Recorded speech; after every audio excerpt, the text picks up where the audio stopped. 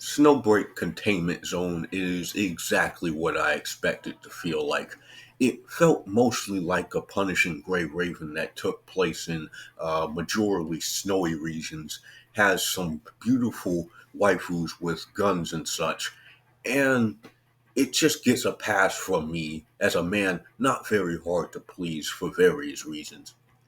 A simple story geared towards facing off against humans, gods called titans, and those imbued with their powers called manifestations.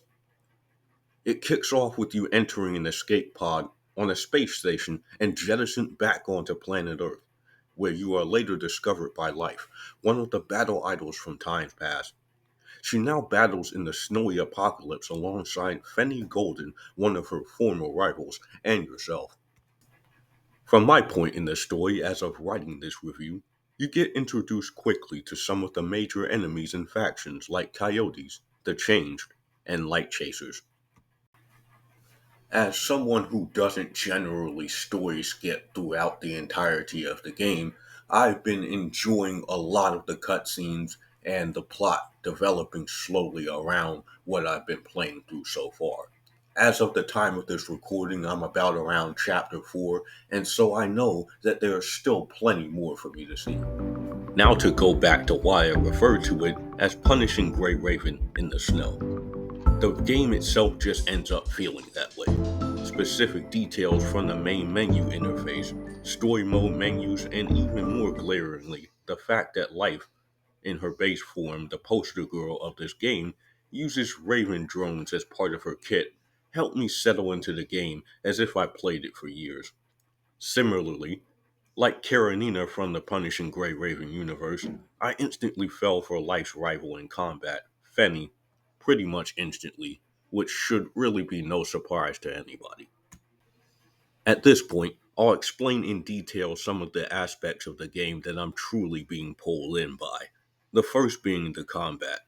While at the early parts of the game you have, similar to Punishing Grey Raven and maybe other gachas, you have levels that are pretty simple and quick to get through. I like the objective based battle of killing certain enemy numbers, the cover system that reminds me of the Division and other third person shooters that include this, collecting items, and the big boss that usually shows up at the end of each chapter, all within varying and procedurally generated areas. Snowbreak features what appear to be a set cast of characters that come with various forms and versions, similar to Honkai Impact 3rd and even PTR. I'm certain more will continue to be added later, but for now, there seems to be a good enough number of characters to obtain, most of which look interesting in their own ways. Resource gathering, tactics practice, and other extra battle modes keep you locked in, some of which I have yet to unlock at this time, but what I'm really quite interested in speaking on is the base. The base in Snowbreak is essentially the dorm system like Punishing Grey Raven and other Gacha games that have a similar feature. Unlike those other ones, though, you've got a multi level area that's fully explorable in third person, and you can find all of your obtained characters chilling within the space. Walk up to them and interact and give them gifts, engage in random talk events, and you can even take them to a healing center to give them massages, which I thought was an interesting feature. I don't think I've played another gacha game with this much to do within the base area, and there's even some cool mini games to mess around with. It adds a little depth to coming to the base and feels much less like a task or another chore to be dealt with. There's an affection system also, which gives you another deep, in depth look at some of the characters and even gives you some extra rewards. Now, as there's still plenty of interesting modes and events and other things that I need to get to in this game, my review of it comes to a screeching halt here.